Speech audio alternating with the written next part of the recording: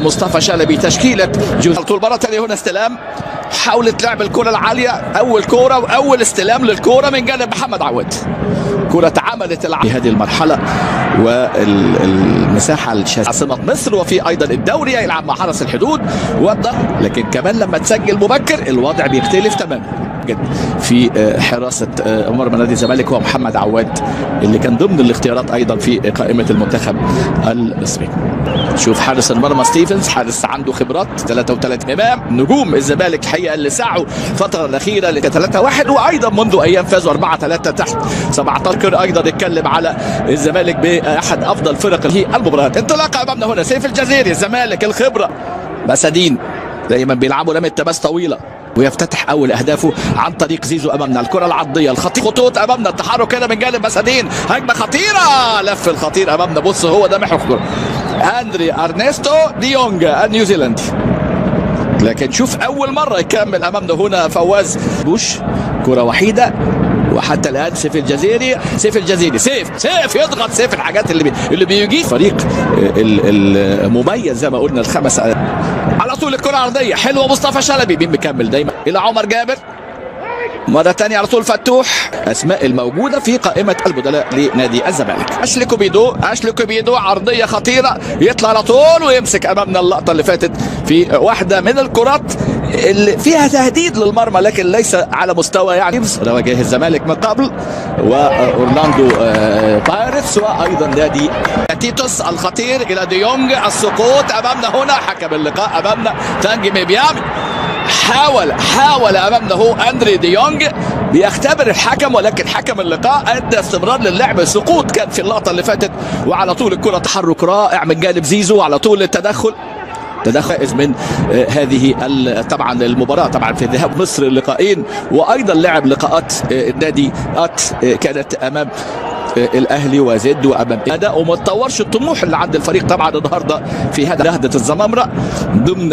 الاختيارات اللي كانت لعيد الفطر المبارك. والجماهير الزملكاويه تنتظر في مباراه اليوم عيديه اللاعبين والنجوم في هذه المباراه. شلبي يثبته، عدى شلبي ياخذ اداء في المستوى، يخطف زيزو مره ثانيه التسديده البعيده لكن في مكان اللاعب اندري طبعا ديونج راسيه للنداء بس ما شفناهوش حتى الان في المباراه. مره ثانيه هنا دونجا، كره العب بيجي له على طول الزياده العدديه لكن صراع في الكره. عمر على طول الى دونجا جانب اليمين، لكن على طول كره تبعد مره ثانيه.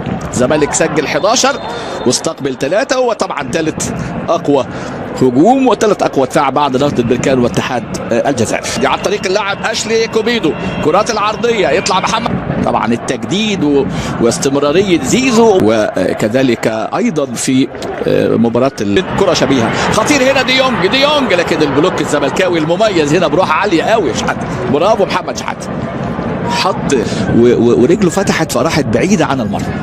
في افريقيا امامنا حسام عبد المجيد انقذ كره خطيره مره ثانيه، الفرصه رمي التماس طويله ولكن تعدي الكره الخطيره اللي فاتت امامنا هو خطوره في اللحظات الاخيره، ويلم واحد ويلم مره ثانيه ويعملها عرضيه حلوه. شوف استحواذ 55-45. وادي امامنا محاوله هنا مصطفى شلبي، هي بتاعت مصطفى يا راجل حط وش رجلك لكن اول كرة واول محاولة لان اصبح في مساحة وكرة لكن بعيدة قوي تطلع الى خارج الملعب. اقرب كرة للزمالك، اقرب كرة لنادي الزمالك. شوف هنا الكرة محتاجة ايه، محتاجة ندولي كرة بينية لكن اجمل والامتع هي لقطة هذه الجماهير.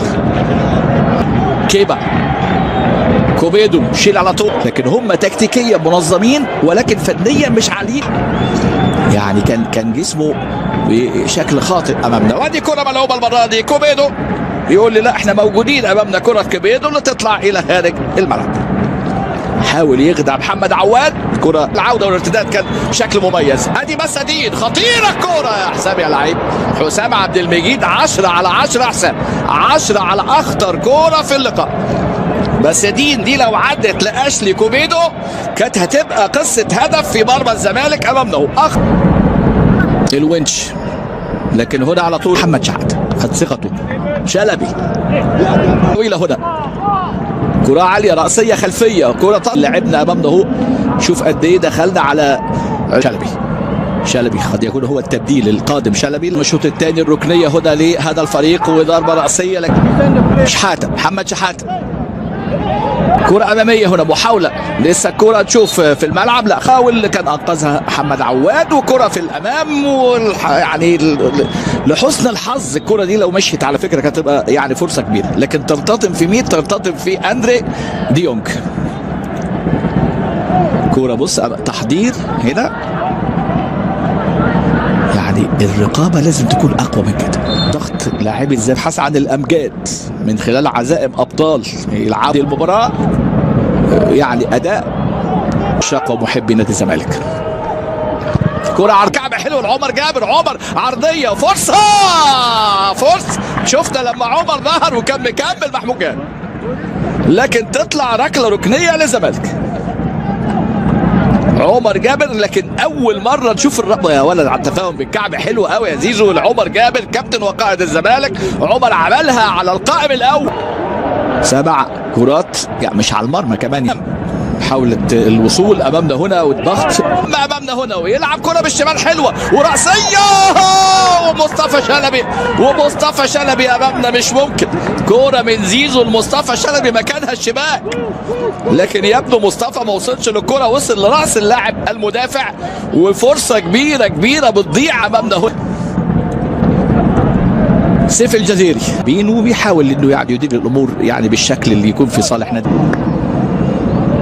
ادي امامنا هو التبديل، اول تبديل محمود جهد. نشوف ناصر ماهر ونشوف يعني اللعيبه اللي ممكن تبقى النتيجه اللي ما تمناها تخطي المجموعات، وبالفعل وصلوا ما بين حامل اللقب الزمالك وما بين فريق ستانلي البطيء السلبي اللي كان موجود في الشوط الاول.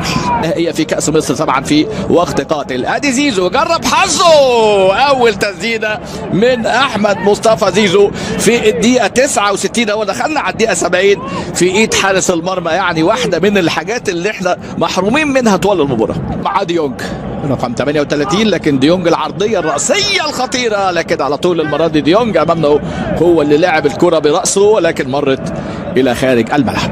كل الشغل عند هذا اللاعب، هو اخطر لاعب. عرضيه شال عرضيه حلوه خطيره راسيه، وفي القائم امامنا كره زيزو العرضيه امامنا هنا، وناصر منسي كره الهدف في هذه المباراه بيضيع من نادي الزمالك. امامنا فرصه كبيره يا ناصر، فرصه كبيره. مصطفى شلبي